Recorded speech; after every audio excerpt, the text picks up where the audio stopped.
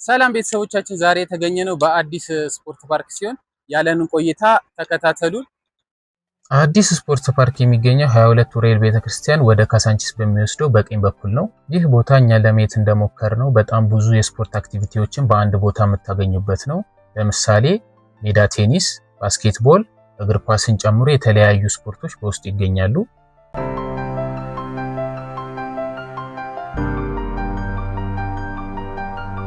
እና በጣም ብዙ ሐውልቶች አሉ። ከነዚህ ሐውልቶች መካከል ዋነኛው የሻምበል አበበ ቢቂላ ሐውልት ነው። ያው እንደምታውቁት በባዶ እግሩ ሮም ላይ ያሸነፈ ጀግናችን ነው። ይሄን በማየታችን እኛም ተደስተን በ1964 የቶኪዮ ኦሎምፒክ እንደገና የማራቶን ወርቅ ሜዳሊያ አሸነፈ። በኦሎምፒክ የማራቶን ውድድር 2 ጊዜ ወርቅ ያሸነፈ የመጀመሪያው ሰው ነው። አበበ ቢቂላ ለኢትዮጵያ ብሎም ለአፍሪካ የስፖርት ታሪክ ታላቅ ምልክት ነው። ምሩጽ ይፍጠር በ1980 የሞስኮ ኦሎምፒክ በ5000 ሜትር እና በ10000 ሜትር የወርቅ ሜዳሊያ አሸንፏል። በተለይም በመጨረሻ ዙር ፍጥነቱን በድንገት በመጨመር የሚያሸንፍ በመሆኑ ይፍጠር ዘ ሺፍተር ወይም ማርሽ ቀያሪው ተብሎ ይጠራ ነበር።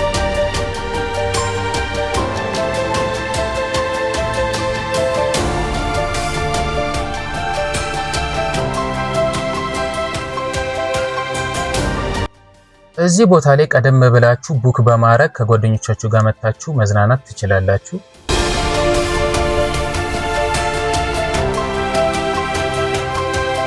በተለይ የአሸዋ ላይ ቮሊቦሉ ከጓደኞቻችሁ ጋር መታችሁ በሞክሩት በጣም ገራሚ ነው። እንድትሞክሩትም ሪኮመንድ እናደርጋችኋለን።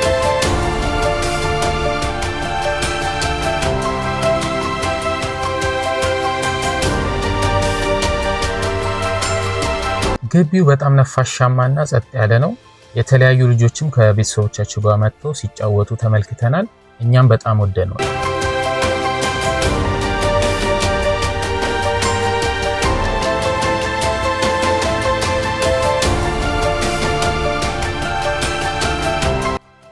ውስጥ ለመግባትም የሚያስከፍሉት በአንድ ሰው 300 ብር ነው።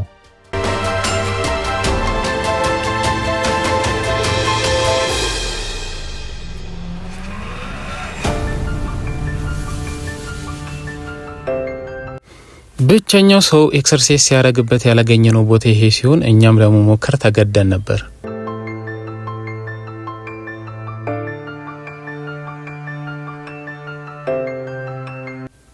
ያው ቢከብደንም የቻለውን ሞክረናል። በሌላ ጊዜ ግን ተዘጋጅተን እንደምንመጣ እርግጠኞች ነን።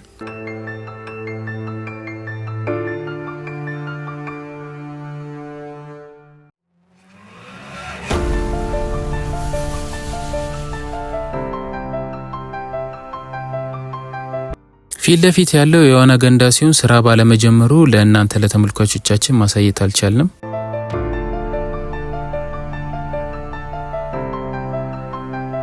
ስራ በጀመረ ሰዓት ግን ራሱን የቻለ ቪዲዮ መተን እንደምንቀርጽላችሁ ቃል እንገባለን። ፋጡማ ሮባ በ1973 ሲሆን የተወለደችው በተለይም በማራቶን ውድድር ታዋቂ ነበረች። በ1996 አትላንታ ኦሎምፒክ የሴቶች ማራቶን ወርቅ አሸንፋለች። በቦስተን ማራቶንም 3 ጊዜ አሸናፊ ናት። በኦሎምፒክ ማራቶን ወርቅ ያሸነፈች የመጀመሪያ ሴት ናት። ድሏም በኢትዮጵያ ሴቶች የረጅም ርቀት ሩጫ ታሪክ ውስጥ ትልቅ ምዕራፍ ነበረው። ማሞ ወልዴ በ1968 የሜክሲኮ ሲቲ ኦሎምፒክ የማራቶን ወርቅ ሜዳሊያ አሸነፈ። በዚያውም ኦሎምፒክ በ10000 ሜትር የነሐስ ሜዳሊያ ያገኘ። ከታላቁ አበበ ቢቂላ በኋላ በኦሎምፒክ ማራቶን ወርቅ ያሸነፈ ሌላው ታዋቂ ኢትዮጵያዊ ነበር።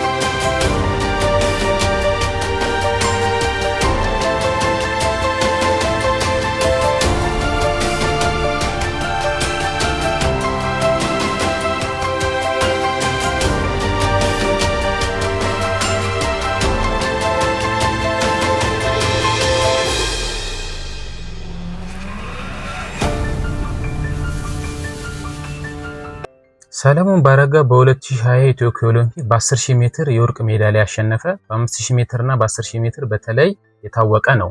በኢትዮጵያ የኦሎምፒክ ረጅም ርቀት ሩጫ ታሪክን የቀጠለ ትውልድ ሯጭ ነው። ሰለሞን ባረጋ የኦሎምፒክ 10000 ሜትር ወርቅ ያሸነፈው በ22 ዓመቱ ነው።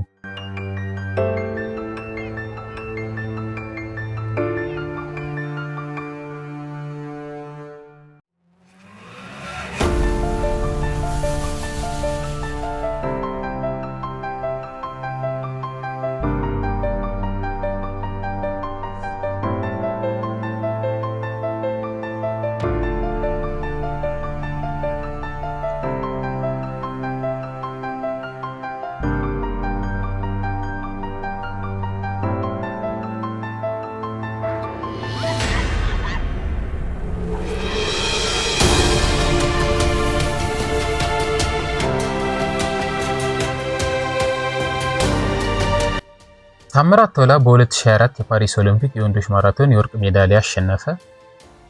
በፓሪስ ያስመዘገበው 2 ሰዓት ከ06 ከ26 ማይክሮ ሰከንድ የኦሎምፒክ ማራቶን ሪከርድ ነው።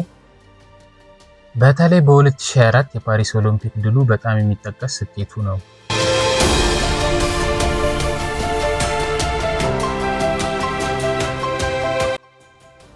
አልማዝ አያና በ2016 የሪዮ ኦሎምፒክ በ10000 ሜትር የወርቅ ሜዳሊያ አሸነፈች። በዚህ ውድድር 29 ከ17 ከ45 ማይክሮ ሰከንድ በመሮጥ የዓለም ሪከርድን ሰበረች። ይህ ሪከርድ ከ6 ዓመታት በላይ ቆይቶ በ2021 ተሻሽሏል። ኃይሌ ገብረስላሴ በ1996 በአትላንታ ኦሎምፒክ የ10000 ሜትር ወርቅ፣ በ2000 በሲድኒ ኦሎምፒክ የ10000 ሜትር ወርቅ፣ በ5000 እና በ10000 በርካታ የዓለም ሪከርዶችን ሰብሯል። በማራቶንም በጣም ታዋቂ ነበር። በበርሊን ማራቶን በተከታታይ 4 ጊዜ አሸንፏል። በኢትዮጵያ የሩጫ ትውልድ ላይ ትልቅ ተጽዕኖ ያሳደረ አትሌት ነው።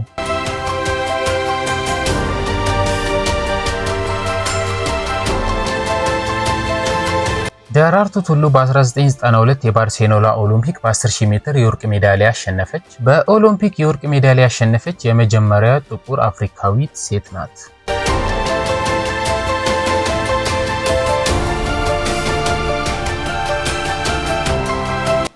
ቀነኒሳ በቀለ በ2004 የአቴንስ ኦሎምፒክ በ10000 ሜትር ወርቅ፣ በ2008 በቤጂንግ ኦሎምፒክ በ5000 እና በ10000 ሁለቱንም በአንድ ኦሎምፒክ ያሸነፈ ታላቅ አትሌት ነው።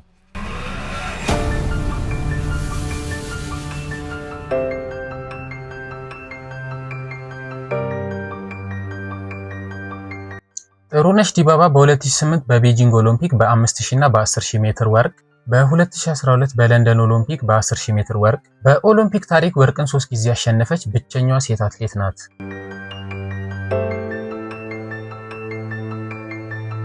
መሰረት ደፋር በ2004 የአቴንስ ኦሎምፒክ በ5000 ሜትር ወርቅ ሜዳሊያ አሸንፋለች። በዚህ ውድድር ላይ በኦሎምፒክ በ22 ዓመቷ ወርቅ በማሸነፍ ታሪክ ሰርታለች። በ2012 ለንደን ኦሎምፒክ ላይ በ5000 ሜትር ወርቅ ሜዳሊያ አሸንፋለች።